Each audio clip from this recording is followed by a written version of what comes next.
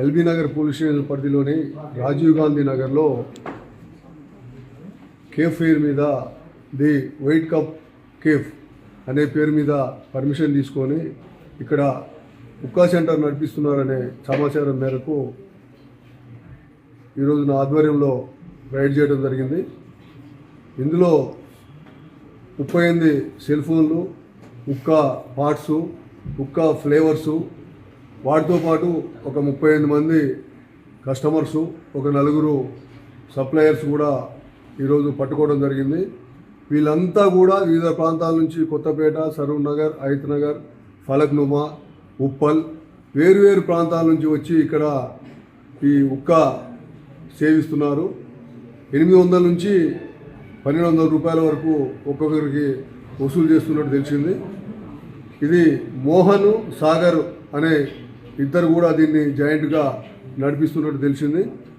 దీని మీద ఖచ్చితంగా లోతుగా విచారణ చేసి వాళ్ళు మేము వచ్చే టయానికి వాళ్ళు లేరు స్పాట్లో, వీళ్ళందరినీ కూడా కస్టడీలోకి తీసుకోవడం జరుగుతుంది. వాళ్ళని కూడా ఎక్కడున్నా సరే వాళ్ళని కూడా ఖచ్చితంగా వెంటనే కస్టడీ తీసుకుంటాం. వీళ్ళ మీద కఠిన చర్యలు తీసుకుంటాం. ఎందుకంటే ముఖ్యంగా ఇక్కడ చూస్తే అంతా విద్యార్థులు, యువత ఎక్కువ మంది ఉన్నారు. ఎందుకంటే ఇలాంటి అసాంఘిక కార్యక్రమాలని ప్రోత్సహించడమే కాకుండా యువతని నిర్వీర్యం చేసే విధంగా ఎవరైతే ఈ మేనేజ్మెంట్స్ వాళ్ళు నిర్వహిస్తున్నారో అది తప్పుడు పద్ధతి, అది తప్పుడు విధానం, అది ఎట్టి పరిస్థితుల్లో కూడా సహించం. ఇలాంటి చర్యల్ని ఎల్బీ నగర్ పరిధిలో, ఎల్బీ నగర్ సబ్ డివిజన్ పరిధిలో ఎక్కడ జరిగినా కానీ అది ఖచ్చితంగా కఠిన చర్యలు తీసుకొని అణిచివేస్తాం. ఇంకా ఎలాంటి ఇన్ఫర్మేషన్ ఉన్నా కానీ ఖచ్చితంగా డైల్ 100 కానీ లేకపోతే ఏసీపీ ఎల్బీ నగర్ కానీ ఎస్హెచ్ఓలు కానీ మా పరిధిలో ఉన్నటువంటి ఎస్హెచ్ఓలకు కానీ తప్పకుండా ఇన్ఫర్మేషన్ ఇవ్వండి. అసాంఘిక కార్యక్రమాలు ఏం జరిగినా వాళ్ళని గోప్యంగా ఉంచుతాం.